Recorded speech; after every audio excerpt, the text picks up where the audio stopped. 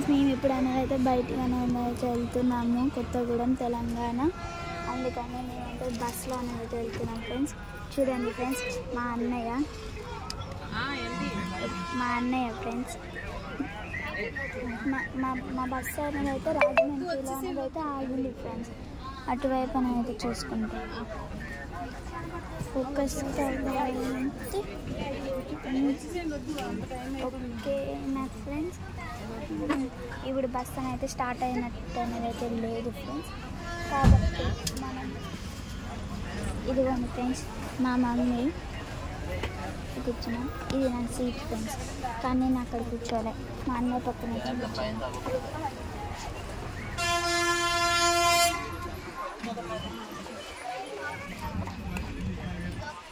పట్టుకున్నావు